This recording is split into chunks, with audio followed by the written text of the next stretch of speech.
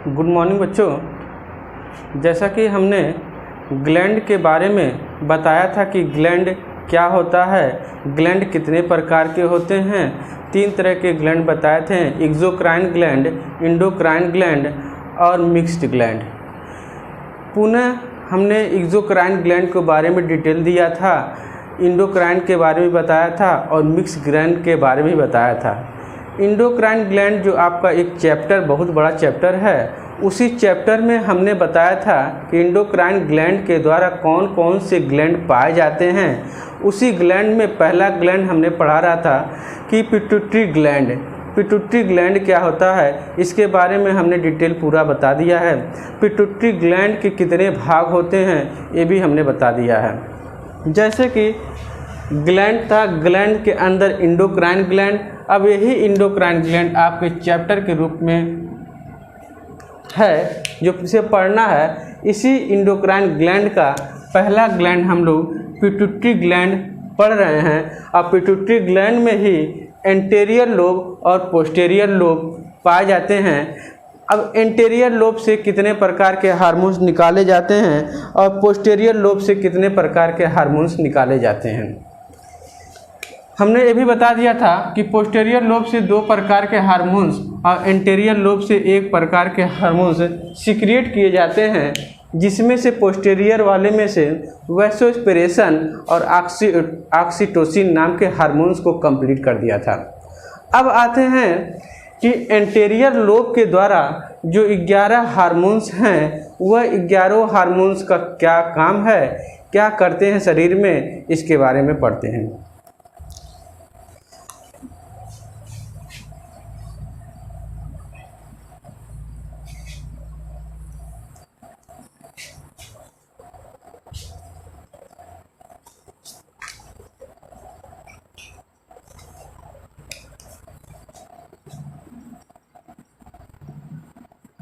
Anterior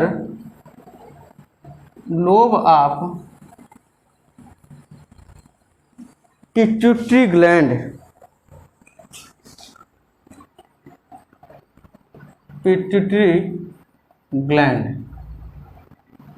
ठीक, हमें pituitary gland के एंटेरियर लोब के बारे में आज डिटेल पढ़ना है कि एंटेरियर लोब के द्वारा कितने हार्मोन्स। तो एंटेरियर लोब के द्वारा कुल 11 हार्मोन सीक्रेट किए जाते हैं।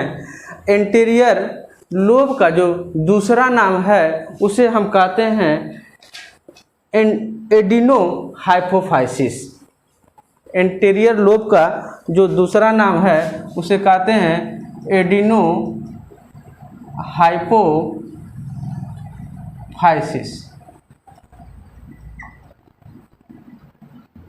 ये बदल के नाम आता है कि एंटेरियर लोब का दूसरा नाम क्या है, तो एंटेरियर लोब को दूसरा नाम एडिनो हाइपोफाइसिस के नाम से भी जाना जाता है। अब आइए एंटेरियर लोब के द्वारा कितने तरह के हार्मोन्स, तो हमने बताया एंटेरियर लोब के द्वारा कुल 11 हार्मोन्स हैं। 11 हार्मोन्स में हमें केवल 7 हार्मोन्स को ही पढ़ना है। कितना हार्मोन्स?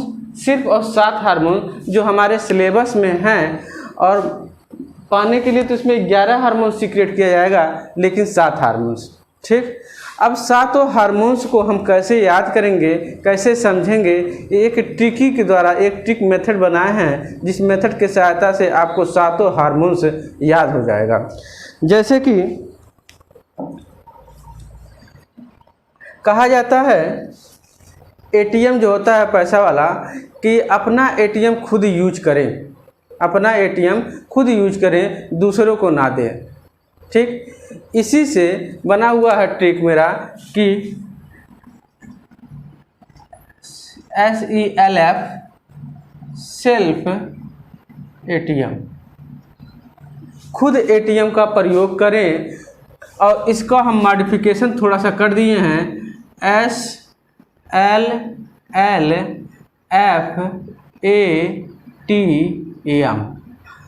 केवल एक अक्षर को हमने बदला है, जो ई वाला अक्षर है इसको हमने एल में कन्वर्ट कर दिया है। ठीक है, अब इसी आधार पर हमें 7 हार्मोन्स याद होंगे, जैसे 1 2 3 4 5 6 7, कुल 7 अक्षर हैं और 7 अक्षरों पर 7 हार्मोन्स याद होंगे। ठीक, अब देखा जाए पहला हार्मोन्स कौन सा है। तो इस पहले वाले अक्षर के आधार पर पहला वाला जो हार्मोन्स है इसे कहते हैं सोमैटोट्रोपिन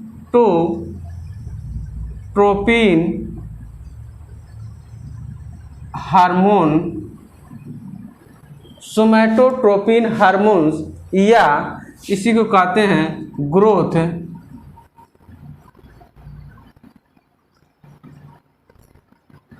हार्मोन। ठीक, सोमैटोट्रोपिन हार्मोन्स या इसी को हम कहते हैं ग्रोथ हार्मोन्स। अब दूसरा हार्मोन्स दूसरे स्पेलिंग से देखिए कैसे बनता है। ल्यूटियोट्रोपिन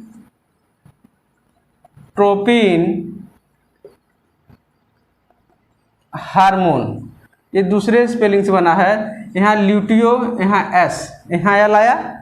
ल्यूटियोट्रोपिन हार्मोन्स या इसी को हम दूसरे भाषा में या दूसरे हार्मोन्स के नाम से भी जानते हैं, जिसका नाम है लैक्टोजेनिक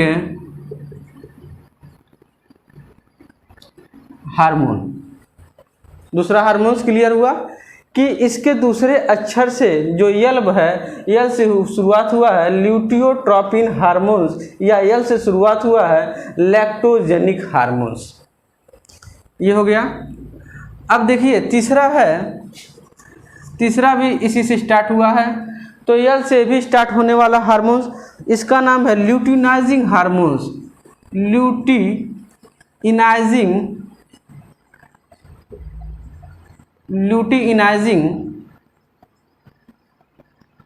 हार्मोन्स, इसमें भी यल से स्टार्ट, तीसरा हार्मोन्स हो गया ये वाला। और यहाँ एफ है, तो एफ का बना हुआ है यहाँ पर follicle stimulating hormone, follicle stimulating hormones. ठीक, अब अगला है जो चौथा हार्मोन्स, पांचवा हार्मोन्स है, जो ए वाले स्पेलिंग से स्टार्ट होगा, जिसका नाम है एड्रेनोकार्टिकोट्रोपिन हार्मोन। ठीक, एड्रेनोकार्टिकोट्रोपिन हार्मोन्स। ठीक, 5 हार्मोन्स हो गए। अब आइए छठवां हार्मोन्स, छठवां हार्मोन्स है टी से है, तो इसे ये बनेगा थायराइड स्टिमुलेटिंग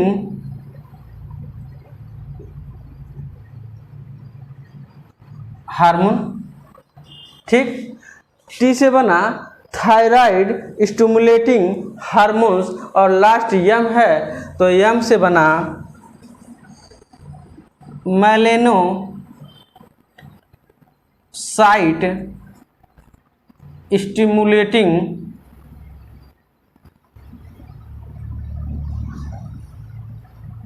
हार्मोन। क्लियर। अब देखिए हमने बता दिया कि इस 7 वर्ड से, 7 अक्षरों से 7 हार्मोन्स कौन कौन से हैं, याद हो जाएगा। बहुत आसान ट्रिक है कि अपना एटीएम खुद यूज करना है, तो अपना एटीएम जब खुद यूज करेंगे तो अब उसी एटीएम और सेल्फ के स्पेलिंग से बना हुआ 7 हार्मोन्स के नाम, जिसमें सिर्फ एक आपको सुधार करना था, सेकंड अक्षर ई को यल में कन्वर्ट करके, यल में जब कन्वर्ट कर देंगे तो इस चारों और इस तीनों से कुल 7 हार्मोन्स हमें मिल जाएंगे। यस से यस, यल से यल, यल से यल, एफ से एफ, ए से ए और टी से टी, एम से एम, अर्थात कुल पहला वर्ड देखिए, पहला वर्ड सबका मिला हुआ है। थोड़ी प्रॉब्लम होगी, 1-2 बार जब पढ़ेंगे तो क्लियर हो जाएगा किस वर्ड से कौन सा हार्मोन्स बना हुआ है। ठीक, अब हम आते हैं इसमें पहले हार्मोन्स के बारे में पढ़ेंगे कि पहला जो हार्मोन्स है सोमैटोट्रोपिन हार्मोन या ग्रोथ हार्मोन, इसका क्या काम है हमारे शरीर में। ठीक,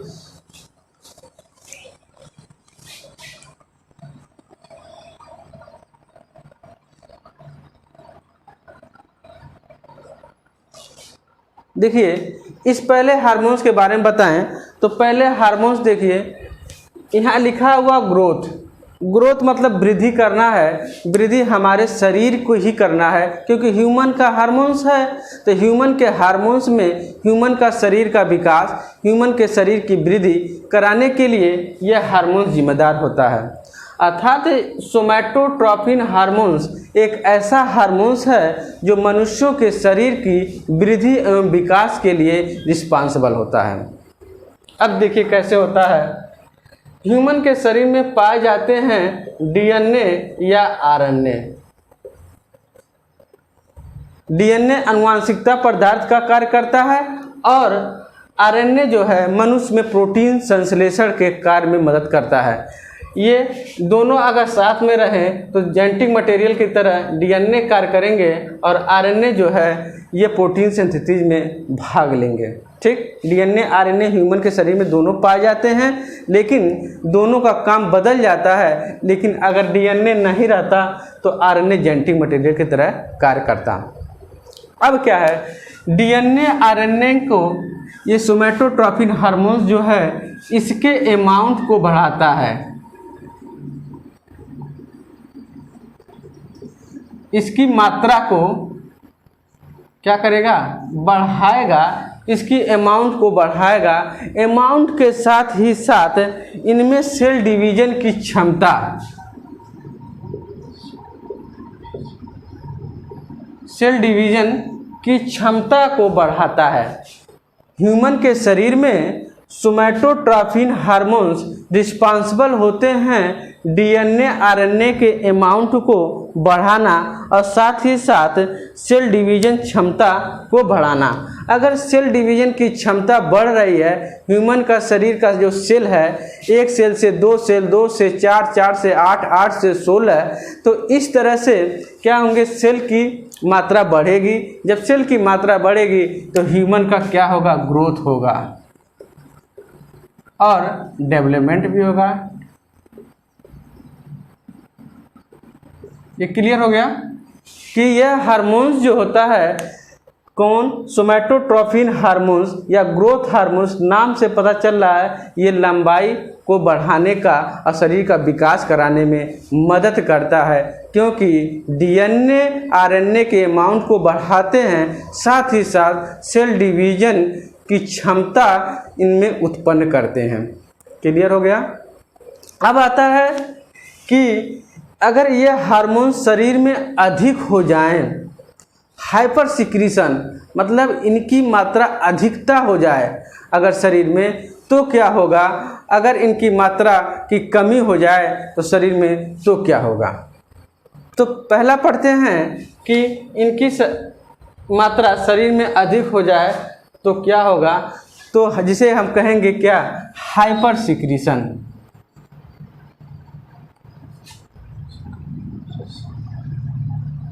हाइपर सिक्रीशन इसका मतलब है अतिस्राव हो जाना। इस हार्मोन्स का अतिस्राव मतलब बहुत मात्रा में शरीर में निकलने लगना। अगर इनकी मात्रा शरीर में अधिक निकलती है तो दो तरह के रोग उत्पन्न हो जाते हैं। ठीक, दो तरह के रोग उत्पन्न होंगे। पहले रोग को कहेंगे हम गिगेंटिज्म, गिगेंटिज्म, और दूसरे रोग को कहेंगे एक्रोमेगेली। ठीक, पहले को गिगेंटिज्म और दूसरे को कहेंगे एक्रोमेगेली। गिगेंटिज्म जैसे बना हुआ है जेंट से, जेंट मतलब होता है दैत्य।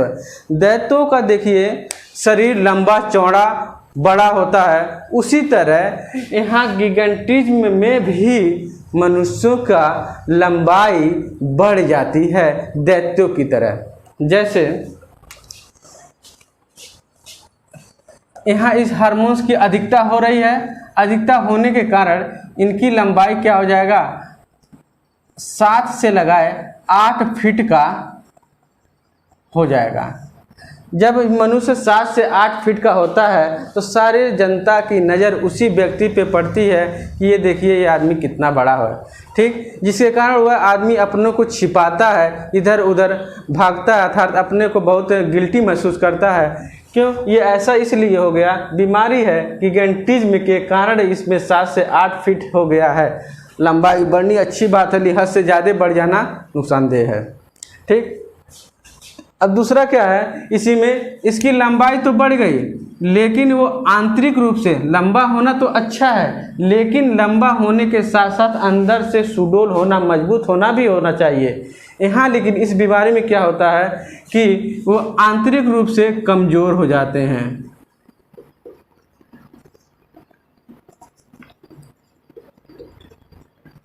आंतरिक रूप से कमज़ोर और खोखला, ठीक है, कमज़ोर है, खोखले हैं। केवल शरीर की लंबाई हमें 7 से 8 फीट की दिख रही है, लेकिन अंदर से वो क्या है, मजबूत नहीं होता है, खोखले के समान होता है। इसलिए इस बीमारी को कहते हैं गिगान्टिज्म। यह बीमारी बाल्यावस्था के दौरान ही शुरुआत हो जाती है, अर्थात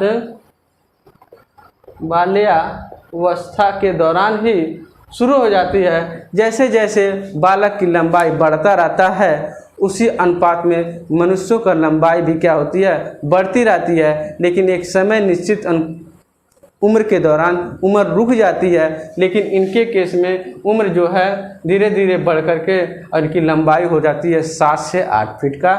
लंबा होना तो अच्छा, लेकिन शरीर आंतरिक रूप से कैसे हो जाते हैं, कमज़ोर हो जाते हैं, जो अच्छा नहीं है, ठीक। दूसरा है एक्रोमेगेली। एक्रोमेगेली एक प्रकार का ये भी बीमारी है, लेकिन प्रौढ़ावस्था के दौरान होने वाला यह बीमारी है। प्रौढ़ावस्था के दौरान होने वाला यह बीमारी है, और इस बीमारी में मनुष्य का जो शरीर होता है वो कुरूप हो जाता है।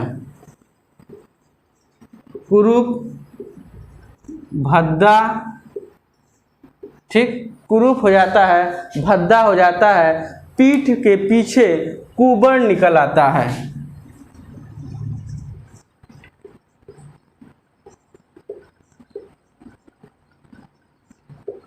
ठीक है, पीठ के पीछे कुबड़ निकल आता है।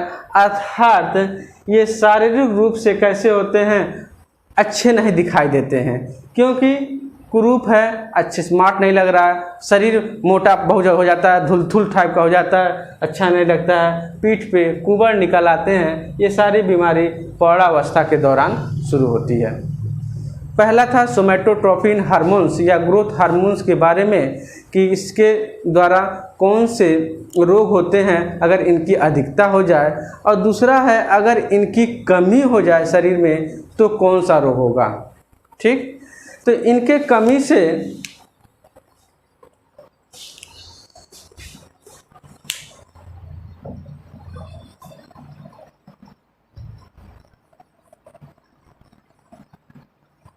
इनका अगर कमी हो जाए तो शरीर में कौन सा रोग होता है, तो कमी को हम लिखते हैं हाइपोसिक्रीशन।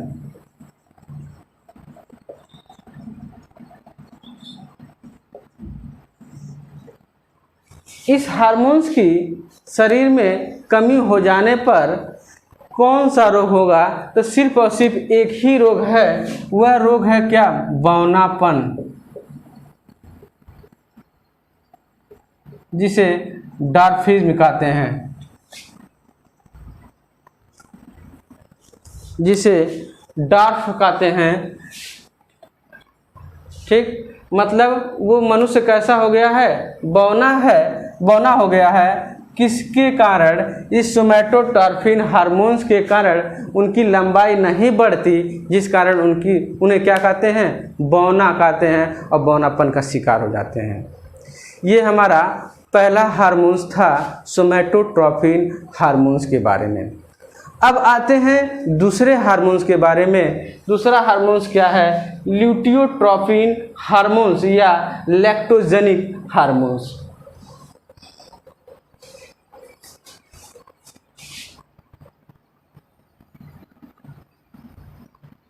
एक एक हार्मोन्स के बारे में डिटेल पढ़ा जाएगा। अब आता है दूसरा हार्मोन्स, ल्यूकोट्रोफिन हार्मोन्स या लैक्टोजेनिक हार्मोन क्या है। देखिए, ल्यूकोट्रोफिन हार्मोन्स या लैक्टोजेनिक हार्मोन्स यह रिस्पॉन्सिबल होता है दूध स्राव करने के लिए। महिलाओं में दूध का स्राव, दूध का सिक्रीशन करने के लिए यह हार्मोन्स रिस्पॉन्सिबल है। इस लैक्टोजेनिक हार्मोन्स या ल्यूकोट्रोफिन हार्मोन्स का दूसरा नाम है प्रोलैक्टिन हार्मोन्स। प्रोलैक्टिन हार्मोन्स, ठीक। इसी हार्मोन्स का ल्यूकोट्रोफिन हार्मोन्स या लैक्टोजेनिक हार्मोन्स का दूसरा नाम है प्रोलैक्टिन हार्मोन्स। प्रोलैक्टिन हार्मोन्स जो होते हैं रिस्पॉन्सिबल होते हैं ब्रेस्ट के मेमेलरी ग्लैंड में दूध का स्रावन करने के लिए। जब बच्चा पैदा होता है उस दौरान मेमेलरी ग्लैंड से क्या करते हैं, दूध को बाहर निकालने में रिस्पॉन्सिबल होते हैं। उसी समय प्रोलैक्टिन हार्मोन्स क्या होता है, सिक्रीट होता है शरीर में, ठीक। और साथ ही साथ यह प्रोलैक्टिन हार्मोन जो होते हैं पिंजन के कबूतर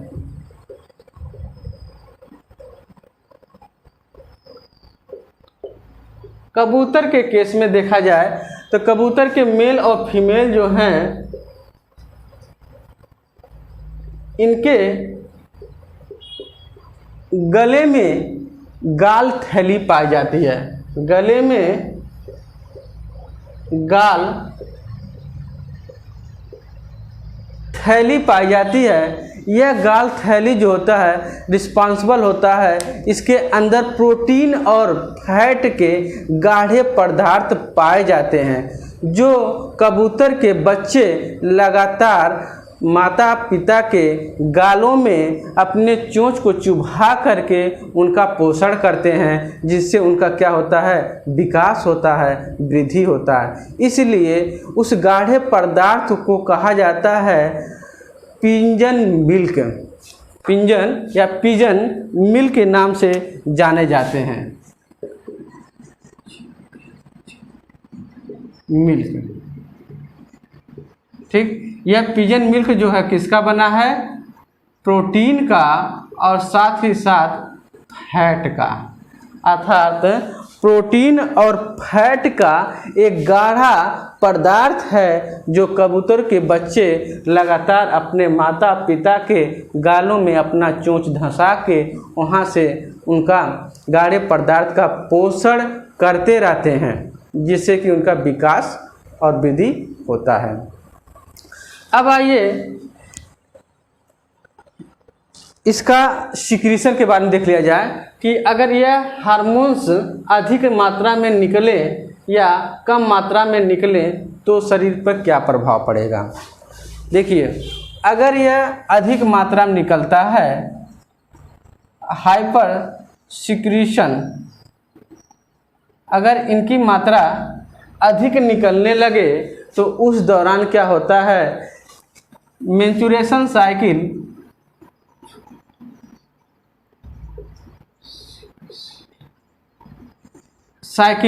रुक जाती है।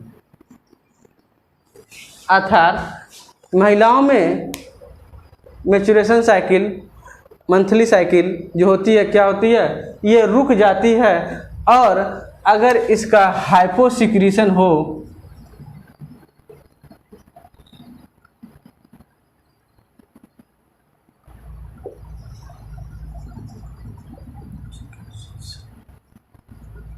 अगर इनका हाइपोसिक्रीशन हो तो उन दौरान क्या होता है, दुग्ध का स्राव, मिल्क का स्राव रुक जाता है।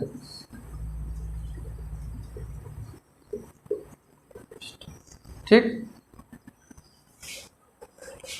क्या होगा, इसमें ज़्यादा होने पे मैच्योरेशन साइकिल रुक जाता है। कमी हो जाने, अगर इस हार्मोन की कमी हो जाए तो दूध का स्राव क्या होता है, रुक जाता है, दूध का स्राव नहीं होने पाता है। ठीक, अब अगला आते हैं तीसरा हार्मोन्स, ल्यूटियोनाइजिंग हार्मोन्स कौन सा हार्मोन्स है।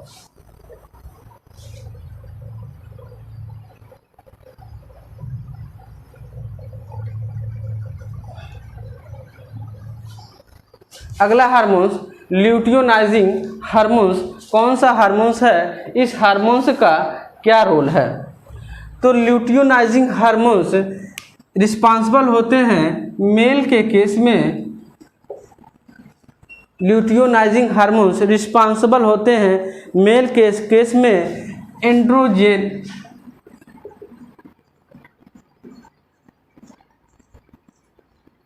एंड्रोजन हार्मोन्स का स्राव करने के लिए।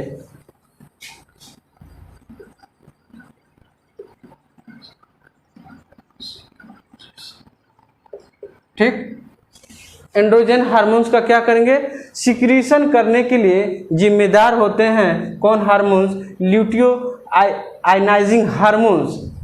और फीमेल के केस में यह हार्मोन्स एस्ट्रोजन प्रोजेस्टेरॉन और रिलैक्सिन नाम का हार्मोन्स।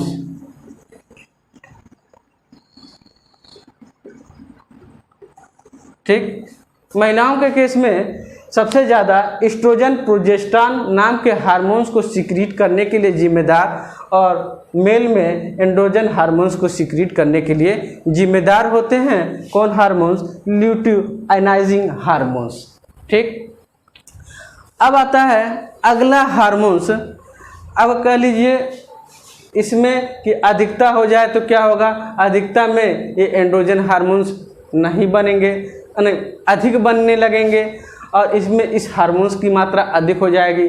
कम हो जाए तो इनकी मात्रा नहीं बनेगा, ये भी नहीं बनेंगे।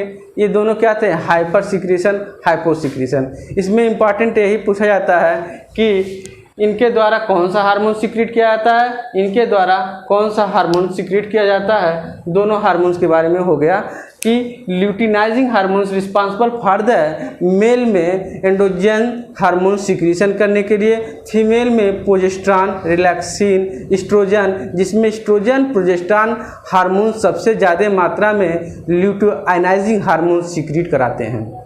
ठीक, अब आइए अगला हार्मोन्स। अगला हार्मोन्स है follicle stimulating hormones. Follicle stimulating hormones का क्या काम है, तो फॉलिकल स्टिमुलेटिंग जो हार्मोन्स होते हैं रिस्पांसिबल होते हैं मेल के केस में स्पर्मेटोजेनेसिस की क्रिया कराने के लिए। मेल के केस में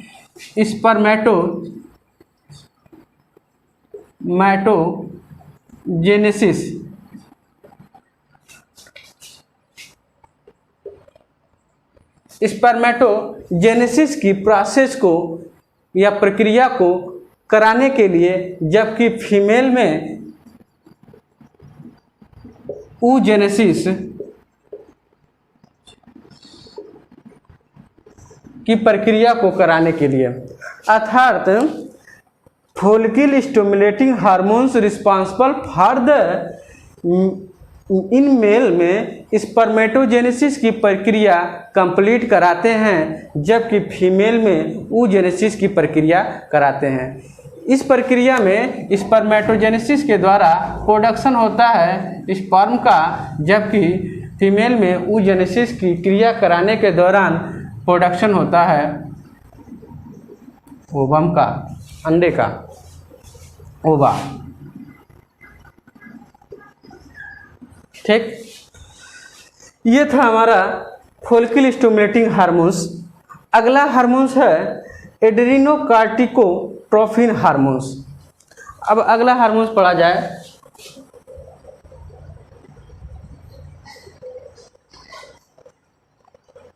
कि एड्रेनोकार्टिकोट्रोफिन हार्मोन्स का क्या रोल है। तो एड्रेनोकार्टिकोट्रोफिन हार्मोन्स यह किडनी के ऊपर एड्रेनल ग्लैंड, किडनी के ऊपर एक टोपी नुमा संरचना के एड्रेनल ग्लैंड पाए जाते हैं। वह एड्रेनल ग्लैंड रिस्पांसिबल हो जाता है एड्रेनलिन हार्मोन्स को सिक्रीशन के लिए।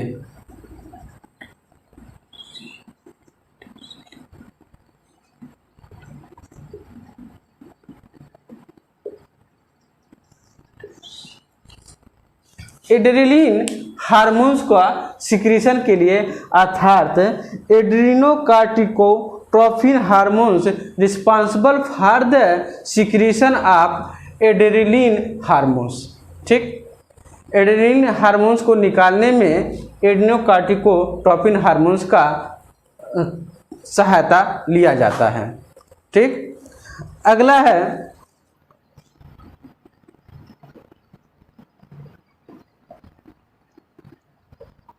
Thyroid stimulating hormones. तो थायराइड स्टिमुलेटिंग हार्मोन्स का क्या काम? तो थायराइड स्टिमुलेटिंग हार्मोन्स जो है thyroid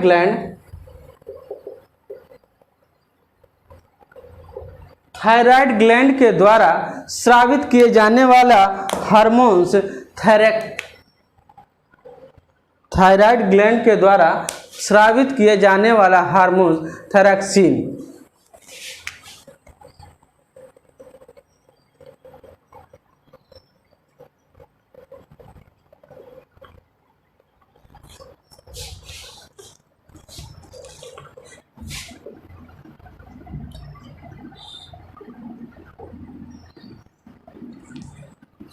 Thyroid gland is the responsible for the formation of या सिक्रीशन ऑफ थायरॉक्सिन हार्मोन्स।